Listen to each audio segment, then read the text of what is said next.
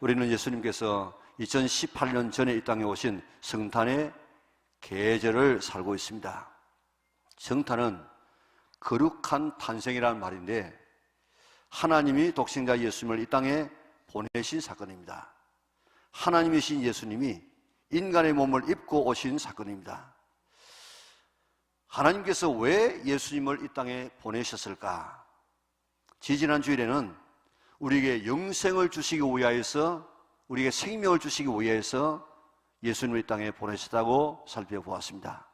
영생은 시간적인 개념일 뿐만 아니라 하나님과의 관계 회복을 통해서 오는 풍성함이라고 이야기드렸습니다. 이번 성탄절에는 하나님의 관계가 아버지와 아들의 관계로, 자녀의 관계로 회복되어져서 아버지와 깊은 친밀한 교제를 하고 아버지의 풍성함을 누릴 수 있는 성도들 될 수 있기를 바랍니다. 지난 주일에는 우리 같은 본문을 가지고 하나님이 왜 예수님을 보내셨느냐, 하나님의 사랑을 받을 수 없는 무자격자인 우리를 사랑하셔서 가장 귀한 독생자를 선물로 주셨다 하는 것을 우리가 살펴보았습니다. 이 사랑을 성경에 써 있으니까 하나님 우리를 사랑하시구나 그렇게 깨닫지 말고, 지식적으로만 알지 말고 경험적으로, 체험적으로 알아서 우리도 우리의 삶을 주님 앞에 드리는 이런 삶을 살자 하는 것을 우리가 살펴보았습니다. 오늘은 하나님께서 왜 예수님을 이 땅에 보내셨는가, 우리로 하여금 빛 가운데 살아가도록 하기 위하여서 빛 대신 예수님을 보내주셨습니다. 자, 우리들이 빛 가운데 살도록 하기 위해서 예수님께서 이 땅에 오셨다고 하면, 예수님 오시기 전에는 우리가 어떤 가운데 살았다는 말입니까? 어두움 가운데 살았다는 말입니다. 성경에는 무엇을 어둠이라고 하는가 하면 죄와 결핍과 고난과 질병과 죽음과 사탄에 매여 살고 있는, 그리고 지옥을 어둠이라고 말하고 있습니다. 우리 모두는 과거에 다 죄와 결핍과 고난과 질병과 죽음과 지옥이라는 어둠 속에서 헤매고 살았습니다. 예수님께서 오신 이유는 이렇게 어둠 속에 있는 우리에게 빛을 주시기 위하여, 그 어둠 속에서 헤어나오기 위해서 예수님께서 이 땅에 오셨다는 사실을 믿고, 오늘 내가 지금 처해 있는 이 어둠에서 나올 수 있는, 빠져나올 수 있는 그래 빛의 아름다운 축복을 받아 누리는 우리 영락의 온 성도들 될 수 있기를 바랍니다. 성경에서 말하는 어두움을 찾아볼까요? 무엇을 성경에서는 어둠이라고 하는가? 죄가 어두움입니다. 에베소 5장 8절 우리 같이 읽겠습니다. 너희가 전에는 어두움이더니 이제는 주 안에서 빛이라, 빛의 자녀들처럼 행하라. 아멘. 전에는 어두움이든지 했는데 전에의 삶을 3절에서 5절까지 설명을 하고 있어요. 거기서 뭐가 어둠이 있냐? 오늘 우리가 외웠던 말씀처럼 음행과 온갖 더러운 것과 탐욕과 누추함과 어리석은 말, 희롱의 말, 우상숭배를 거기에서는 어둠이다. 그렇게 살아가는 삶은 지금 어둠에 살고 있다는 것입니다. 로마서 13장 12절 우리 같이 읽겠습니다. 밤이 깊고 낮이 가까웠으니 그러므로 우리가 어둠의 일을 벗고 빛의 갑옷을 입자. 아멘. 여기에 13절에는 어둠의 일을 설명하고 있어요. 거기서 어둠이 뭐냐? 방탕과 술취함과 음란과 호색과 다툼과 시기를 어둠이라고 말하고 있습니다. 오늘 나는 이런 어둠 속에 내가 지금 연루되어 있지 않는가? 요한일서 2장 11절에 보니까 그의 형제를 미워하는 자는 아직도 어두움에 있다고 이야기했습니다.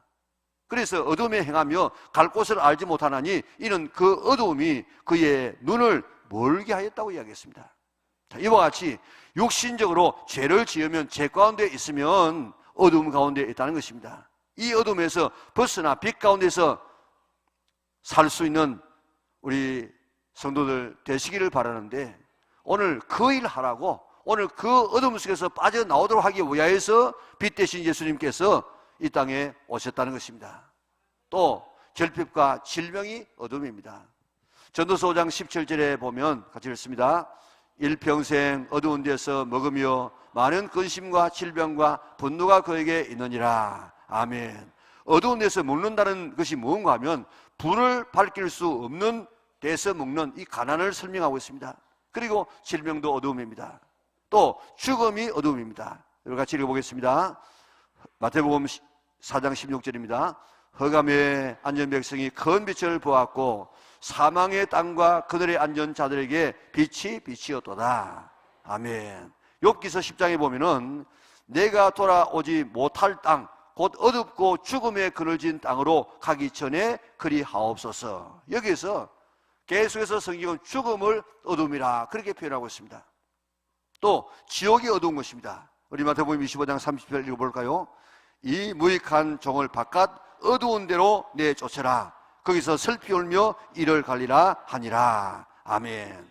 베드로서 2장 4절에도 보면 하나님이 범죄한 천사들을 용서하지 아니하시고 지옥에 던져 어두운 구덩이에 두어 심판대까지 지키게 하셨으며, 이와 같이 이 세상에서 제일 어두운 장소는 바로 지옥입니다. 자, 보세요. 온갖 죄 속에 있는 것을 어둠이라 그렇게 말합니다. 고난과 무지가 어둠입니다. 결핍과 질병이 어둠입니다. 사탄의 지배하에 있고 지옥이 가장 어두운 장소입니다. 하여튼 모든 불행과 모든 좋지 못한 것을 전부를 성경은 어둠이라 그렇게 표현하고 있습니다. 자, 우리가 과거에는 이런 처지에 있었습니다. 소망이 없었습니다. 저주와 멸망만 기다리고 있었습니다. 이런 우리들에게 하나님은 예수님을 이 땅에 보내시는데, 예수님은 어떤 분인가? 예수님은 빛이십니다. 빛. 그 어두움 속에 빛을 비추어서 그 어둠 속에 있는 우리를 건져내기 위해서 빛 되시는 예수님을 이 땅에 보내시다는 것입니다. 자, 우리 좀 길지만은 예수님이 어떤 빛으로 오셨는가? 우리 요한복음 1장 4절에서 5절, 9절에서 12절 우리 계속해서 같이 한번 읽어보겠습니다. 그 안에 생명이 있었으니 이 생명은 사람들의 빛이라. 빛이 어두움에 빛이 돼 어두움에 깨닫지 못하더니 참빛 곧 세상에 와서 각 사람에게 비추는 빛이 있었나니 그가 세상에 계셨으며 세상은 그로 말미암아 지은 바 되었으되 세상이 그를 알지 못하였고 자기 땅에 오매 자기 백성이 영접하지 아니하였으나 영접하는 자 곧 그 이름을 믿는 자들에게는 하나님의 자녀가 되는 권세를 주셨으니. 아멘. 예수님은 빛으로 오셨는데 영접하는 사람도 있고 영접하지 않는 사람도 있다는 것입니다. 오늘 본문에도 보면 영접하지 아니하는 사람은, 빛을 영접하지 않은 사람은 어디에 있다고요? 심판받은 그대로 있다는 것입니다. 하나님이 뭐 특별하게 어떤 사람을 심판하는 것이 아니고 이미 모든 사람은 그 죄 가운데 있으면서 다 심판 아래 있었어요. 그런데 예수님께서, 하나님께서 예수님을 보내가지고 빛을 보내신데 그 빛으로 나오고 빛을 영접하는 사람은 그 가운데서 그 심판에서 생명으로 나오고, 그 빛을 영접하지 아니하는 사람은 계속해서 지금 심판 가운데 있다는 것입니다. 오늘 영접하는 자는 하나님의 자녀가 되어지고 심판을 넘어서는 놀라운 축복을 받게 되는 줄 믿으시기를 바랍니다. 예수님 자신이 친히 나는 빛이라 그렇게 말씀하셨죠. 요한복음 12장 46절 보십시다. 나는 빛으로 세상에 왔나니 무릇 나를 믿는 자로 어둠에 거하지 않게 하려 함이로다. 아멘. 천국에는 해도 필요 없고 달도 필요 없고 별도 필요 없습니다. 왜 그렇습니까? 하나님과 예수님 자신이 빛이 되기 때문에 그렇습니다. 계시록 21장 23절에 보니까 그 성은 해나 달이 비침이 있을 때 없으니 이는 하나님의 영광이 비치고 어린 양이 그 등불이 되심이라. 보세요. 예수님은 세상에 빛으로 오셨습니다. 그리고 천국에서도 해와 달이 필요 없는 이유는 예수님이 빛이 되시기 때문에 그렇습니다. 이 예수님이 빛으로 오셨는데 세상 사람들은 그 빛을 싫어했습니다. 왜 그렇습니까? 오늘 보면 19절 20절에 보니까 빛이 오면 뭐가 드러나요? 자기 행위가 드러나요. 그래서 빛을 꺼버리기 위해서, 빛을 피하기 위해서 얼마나 노력했는지 모릅니다. 헤롯 보세요. 예수님을 죽이기 위해서 혈안이 되어졌죠. 제사장 서기관 바리새인들 보세요. 빛으로 오신 예수님을 그대로 두면 자기의 허물과 자기의 부족이 드러나기 때문에 결국 십자가에서 못 박아 죽여버리지 않았습니까? 대부분의 죄는 어두운 밤에 이루어집니다. 사람들이 보지 않는 데서 이루어집니다. 죄 짓는 곳에 빛을 비추면은 막 사람들이 숨고 얼굴을 가리고 도망을 가지 않습니까? 왜 그렇습니까? 그 빛 때문에 자기의 허물이 드러나기 때문에. 밤에도 유리로 된 점포를 보면 그 안에 불을 켜놓는다고요. 왜 불을 켜놓습니까? 그래야만 도둑이 안 들어가요. 어두우면 도둑이 들어갑니다. 밤에 가로등이 온 부산을 밝히고 있는데 왜 그렇습니까? 가로등이 환하게 비추면 선량한 시민들이 밤에도 잘 다니기도 하겠지만은 가로등이 없으면 도둑들이 극성을 부릴 수가 있기 때문에 그렇습니다. 치킬 박사와 하이드라는 이야기 알고 있지 않습니까? 치킬 박사는 낮에는 존경받는 의사입니다. 환자들을 치료하고 봉사합니다. 그런데 밤이 되어지면 자기가 개발한 약을 자기 몸에 주사를 놓아가지고 하이드라는 이 악마가 되어집니다. 그래서 밤에 온갖 죄를 다 짓다가 또 새벽에 주사를 해서 치킬 박사로 돌아갑니다. 낮에는 그 짓 못한다고요. 밤에만 그 짓을 했다고요. 이처럼 밤이 되고 어둠이 임하면 온갖 죄와 악이 저질러지게 됩니다. 대부분의 죄가 이렇게 밤에 어두운 데서 저질러지는데 참 우리나라가 문제가 뭔가 하면 밤 문화가 아주 이게 잘 되는 것입니다. 외국에 나가면 해가 떨어지면 대부분이 다 자기 집으로 들어갑니다. 문 다 닫습니다.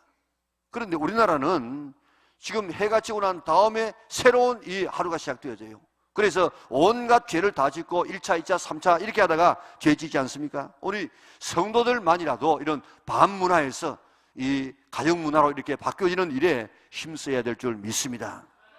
빛 대신 예수님이 오시기 전에 어둠이 온 세상을 덮고 있었기 때문에 죄와 결핍과 질병과 죽음과 사탄과 지옥의 권세가 판을 치고 있었습니다. 우리나라에 복음이 들어오기 전에도 이 구한 말에 나라의 이 형편이 꼭 오늘 여기 나와 있는 어둠 그대로였습니다. 예수님께서 빛으로 오심으로 무지의 어둠에서 벗어나게 되어졌고 죄에서 벗어나게 되어졌고 사탄과 지옥의 권세에서 벗어나게 되어졌습니다. 요한복음 12장 46절에 있는 것처럼 예수님이 친히 말씀하시기를 나는 빛으로 세상에 왔나니 물은 나를 믿는 자로 어둠에 거하지 않게 하려 함이로라. 빛으로 오신 예수님을 믿으라고 했습니다. 믿는다는 말은 영접한다, 받아들인다는 말입니다. 그러면 어둠에 거하지 않을 수 있다는 것입니다. 어둠을 몰아내기 위해서 막 우리가 애를 쓸 필요가 없어요. 오늘 여기에 우리가 지금도 밝은 불을 켜고 있습니다만 한밤에 여기 막 어둠을 몰아내기 위해서 막 쫓아내고 이렇게 썰어버릴 필요가 없는 이유는 여기에 불만 켜면 어둠은 자연적으로 지금 사라지고 맙니다. 죄 안 짓기 위해서, 나쁜 습관 고치기 위해서, 죄 끊어버리기 위해서 노력할 필요가 없습니다. 어둠을 몰아내기 위해서 힘쓸 필요가 없습니다. 빛이 오면 어둠은 자연히 물러갑니다. 아무리 어두운 방이라도 성냥 한 개비만 켜도 그 방이 환해지지 않습니까?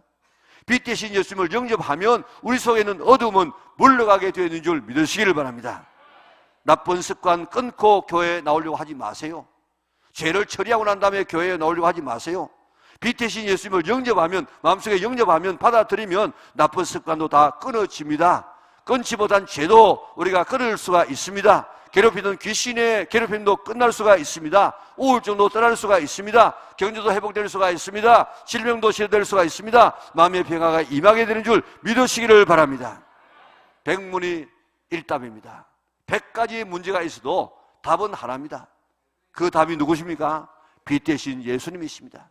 인간의 100가지 문제가 됐다고 할지라도 예수님 한 분만 바로 우리가 믿으면 모든 100가지 문제가 해결되는 줄 믿으시기를 바랍니다. 모빌이라는 회사, 우리 잘 아는 회사죠. 유명한 세계적인 그런 회사인데 그게 최고 경영진 중에 한 사람인 윌리엄 그랜빌이라고 하는 사람이 있습니다. 그런 흑인으로 세계 실업계의 정상에 오른 사람인데 그런 10대에 트렌턴의 흑인 갱단의 두목이었어요. 그가 교도소에 갇혀 있을 때에 상담교사인 베시 힐이라는 선생님이 자기가 책임지겠다는 각서를 쓰고 빼내어서 예수님을 믿게 합니다. 그리고 공부를 시켰어요. 그의 부모는 공장의 노동자였습니다. 가난해서 처참한 흑인 빈민군에서 살았습니다. 그가 보고 자란 것은 마약 판매자, 그리고 장녀 소개자, 그리고 폭행뿐이었습니다. 그런 그를 베시힐 선생님께서 예수님을 믿게 하고 공부를 시켰어요. 그래서 모빌 회사로는 세계적인 이 회사의 경영자가 되어졌습니다. 그린빌은 힐 선생님의 그 기도와 정성으로 나 같은 깡패를 인간으로 만들어 주셨으니 나도 어두운 뒷골목의 아이들을 밝은 세상으로 옮겨줘야 되겠다 하는 이런 결심을 가졌습니다. 그리고 그의 깨달음을 애들에게 교육시키기 시작했습니다. 그의 깨달음은 뭔가 하면 사람을 변화시키는 것은 빛을 던져주면 된다. 빛을 던져주기만 하면 다시 살아날 수 있다는 이것이 그의 철학이었어요. 그의 깨달음이었어요. 그의 외침이었습니다. 자기 이름을 딴 그린빌이라고 하는 학교를 세웠습니다. 방과 후의 학교입니다. 3년간 훈련시키는 일종의 방과 후 학교였는데 이 학교의 교훈은 그가 쓴 책의 제목입니다. 할 수 있다고만 말하라 하는 것이 책의 제목이고 그의 교육의 철학입니다. 아이들의 마음을 어두운 데서 밝은 쪽으로 부정적인 데에서 긍정적인 쪽으로 돌려놓는 훈련을 끊임없이 시켰습니다.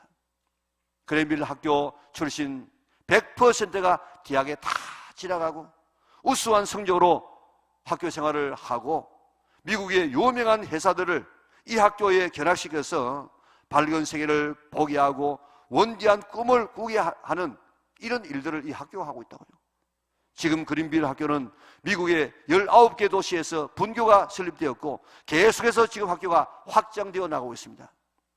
그린빌은 어두운 교도소에서 베시힐 선생님을 통해서 빛 대신 예수님을 만났습니다. 그에게 어둠이 물러갔습니다. 인생이 바뀌었습니다.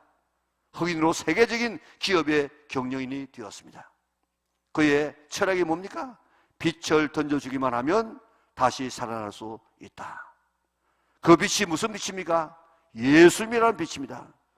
빛 대신 예수님께서 들어가면 이처럼 개인이 달라지고 가정이 달라지고 사회가 달라지고 국가가 달라지는 줄 믿으시기를 바랍니다. 빛을 통해서 생명이 살고 성장하고 풍성하고 질병이 치료되어지고 밝고 평화로운 삶이 이루어집니다. 예수님이 들어가는 곳에 생명이 살아나요. 생명이 성장합니다. 풍성함이 넘칩니다. 질병이 치료되어집니다. 사탄과 귀신이 쫓겨나고 우리 마음속에는 참된 평화가 넘치게 되는 줄 믿으시기를 바랍니다. 성경에서 예수님 만난 사람들 보세요. 변화되지 않은 사람 누가 있습니까? 우리 주변에 예수님 만난 사람들의 그 변화를 한번 보세요. 그리고 내가 예수님 만나서 어떤 변화를 내가 경험하고 있는지를 한번 살펴보세요. 빛 대신 예수님을 만나고 변화되지 않는다면 그게 기적이에요. 내가 예수님을 믿고 교회에 나왔는데 나는 삶이 전혀 그때나 지금이나 변화되지 않았다. 그분은 내가 예수님을 정말 만났는지 안 만났는지 한번 확인해 보세요. 예수님을 만나고 변화되지 않은 사람은 아무도 없는 줄 믿으시기를 바랍니다. 기독교 박해국 1위가 지금 오랫동안 10수년 동안 지금 이북입니다. 이북. 예수 믿으면 잡아 죽입니다. 옛날에는 평양을 동양의 예루살렘이라고 했습니다. 선천 같은 곳에서는 주일날 되어지면 상점 문을 열지 않아요. 물론 예수 믿는 사람이 많아가지고 문을 안 열기도 하지만은 안 믿는 사람이 문 열어도 누구 사주는 사람이 없어요. 그래가지고 자연적으로 문을 닫았습니다. 불과 30-40년 전만 해도 우리나라 기독교를 주도했던 지도자들이 전부 이북에서 피난 오신 그런 분들입니다. 그만큼 기독교가 성했던 곳이 이북 아닙니까? 그런데 이북이 공산화되면서 기독교인들을 죽이기 시작했습니다. 교회를 다 파괴해버렸습니다. 공산주의의 최대의 적은 기독교입니다. 그래서 예수 믿으면 다 죽였습니다. 우리나라는 지금 대한민국에 대해서 얼마나 지금 마음대로 예수님을 믿는 나라가 되어졌습니까? 한 번씩 위성을 통해서 우리나라를 찍은 사진들을 보여주고 있는데 우리 그거 한번 볼까요? 여러분들 많이 본 그런 사진입니다. 자, 저 제일 위쪽에는 불이 환한 곳이 중국이고 북경입니다. 아래쪽에 보세요. 저 불빛이 있는 곳이 우리가 살고 있는 곳이고 저 환한 곳이 서울이에요. 그 가운데 보면 저게 연결되어 있는 땅인데 저게 이북 아닙니까? 이북. 그런데 깜깜합니다. 깜깜. 점 하나 있는데 저게 평양이에요. 자, 보세요. 이북은 깜깜한데 우리나라는 불로서 지금 환하지 않습니까? 이것은 경제적인 차이뿐만 아니고 도덕과 영적인 어두움의 차이입니다. 빛 대신 예수님이 들어가면 어둠은 물러가고 개인도 가정도 사회도 빛된 삶을 살게 되는 것을 단적으로 보여주는 하나의 사진입니다. 세계에서 제일 늦게 문을 연 나라가 우리나라입니다. 1882년에 미국과 조약을 맺지요. 1884년에 알렌이 선교사가 아닌 의료인으로 또한 그렇게 우리나라에 들어옵니다. 1885년에 언노드와 아펜셀러가 부활주일날 들어옵니다. 그때 그들이 와보니까 정말 우리나라는 지금 여기서 말 어둠이라 전체가 깜깜합니다. 처음 들어봤을 때 얼마나 이 미신과 폐습에 젖어가지고 얼마나 많은 저항을 받았는지 모릅니다. 그때 언노드가 이런 기도문을 써서 기도하지 않았습니까? 우리 같이 한번 그런 마음의 자세를 가지고 한번 읽어보도록 하겠습니다. 주여, 지금은 아무것도 보이지 않습니다. 주님, 메마르고 가난한 땅, 나무 한 그루 잘 오르지 못하고 있는 이 땅에 저희들을 옮겨와 앉히셨습니다. 그 넓고 넓은 태평양을 어떻게 건너왔는지 그 사실이 기적입니다. 주께서 붙잡아 뚝 떨어뜨려 놓은 듯한 이곳, 지금은 아무것도 보이지 않습니다. 보이는 것은 고집스럽게 얼룩진 어둠뿐입니다. 어둠과 가난과 인습에 묶여있는 조선 사람뿐입니다. 그들은 왜 묶여있는지도 고통이라는 것도 모르고 있습니다. 의심부터 내고 화부터 냅니다. 조선 남자들의 속셈이 보이지를 않습니다. 가마를 타고 다니는 여자들은 영영 볼 기회가 없으면 어쩌나 합니다. 조선의 마음이 보이지 않습니다. 그러나 주님, 순종하겠습니다. 겸손하게 순종할 때 주께서 일을 시작하시고 그 하시는 일을 우리들의 영적인 눈이 볼 수 있는 날이 있을 줄 믿나이다. 믿음은 바라는 것들의 실상이요 보지 못하는 것들의 증거라고 하신 말씀을 따라 조선의 믿음의 앞날을 볼 수 있게 될 것을 믿습니다. 지금은 우리가 황무지 위에 맨손으로 서 있는 것과 같사오나 지금은 우리가 서양 귀신 양귀자라고 손가락질을 받고 있사오나 저들이 우리의 영혼과 하나인 것을 깨닫고 하늘나라 한 백성 한 자녀임을 알고 눈물로 기뻐할 날이 있음을 믿나이다. 지금은 예배드릴 예배당도 없고 학교도 없고 그저 경계와 의심과 멸시와 천담이 가득한 곳이지만 이곳이 머지않아 은총의 땅이 되리라는 것을 믿습니다. 주여, 오직 믿음을 붙잡아 주소서. 아멘. 계속해서 뭐라고 이야기합니까? 아무것도 안 보인다는 거예요. 깜깜하다는 것입니다. 선교사들이 왔을 때 정말 조선에는 어두움밖에 없었어요. 그때가 우리 조선이 지금 망하는 때 아닙니까? 폐습과 미신과 불신과 고통과 죽음이라는 이런 어두움만 온 땅에 가득하게 되어졌습니다. 그때 빛 대신 주님께서 이 땅에 소개되어지고 지금 나라를 잃어버린 절망하는 백성들이 여기밖에 소망이 없구나 하고 빛 대신 예수님을 받아들여서 오늘의 대한민국이 된 것 아니겠습니까? 지금도 세계 지도를 보세요. 예수님이 들어가는 순서대로 그 나라가 선진국이 되어졌습니다. 이번 성탄절에 빛 대신 예수님을 내 삶에 영접하시기를 바랍니다. 손님으로 영접하지 말고 영안에 있는 하나의 투숙객으로 영접하지 말고 오늘 예수님을 주인으로 맞아들이시기를 바랍니다. 우리 속의 어둠은 물러가게 될 줄 믿습니다. 내가 영접했다고 할지라도 다 영접하지 않아. 우리 마음에 여러 가지 방이 있다고 하면 이거는 열었는데 저 방은 열자. 이거는 하나님도 소못됩니다. 이래가지고 아직도 내가 하나님이 비추도록 빛을 비추지 못하도록 지금 닫고 있는 어둠의 방들이 우리에게 너무 많습니다. 오늘 내 마음의 모든 방, 내 삶의 모든 부분에 빛 대신 예수님을 비추게 할 수 있기를 바랍니다. 내 삶이 달라지고 가정이 달라지고 우리의 삶이 완전히 달라지게 될 줄 믿습니다. 어둠의 삶을 벗어버리고 빛의 삶을 살아가라고 2000년 전에 예수님을 이 땅에 보내주셨습니다. 이번 성탄절에는 빛 대신 예수님을 내 삶에 영접하여서 모든 어둠을 몰아낼 수 있기를 바랍니다. 빛을 거부하지 마시기 바랍니다. 빛을 꺼버리지 말고 가슴으로 받아들여 보세요. 그러면 빛이 내 인생을 바꾸어 놓을 줄 믿습니다. 뿐만 아니라 한 걸음 더 나가서 빛을 나눠주며 빛을 바라며 살아갈 수 있는 우리 영락의 온 성도들 될 수 있기를 바랍니다. 이번 성탄절 새벽에도 촛불 예배를 드리게 될 것인데 다 초를 준비해서 빛으로 오신 예수님을 예비할 수 있도록 참여하시기를 바랍니다. 장로님을 통해서 빛을 나누어주게 될 것인데 장로님이 다른 사람에게 빛을 나누어주면 자기 빛은 없어지고 꺼집니까? 아닙니다. 내 빛은 그대로 있고 또 다른 빛이 점점 퍼져나가서 온 교회당을 밝은 빛으로 만들지 않습니까? 오늘 그것 하라는 거예요. 우리도 내만의 빛을 가지지 말고 나누어 주어야 되겠다는 것입니다. 빛을 비추어 주어야 되겠다는 것입니다.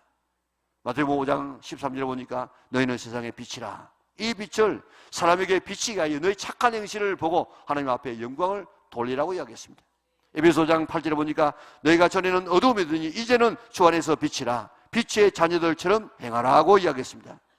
일어나 빛을 발하라. 이런 내 빛이 이르렀고 여호와의 영광이 내 위에 임하였다고 이사야 60장에서 말씀하고 있습니다.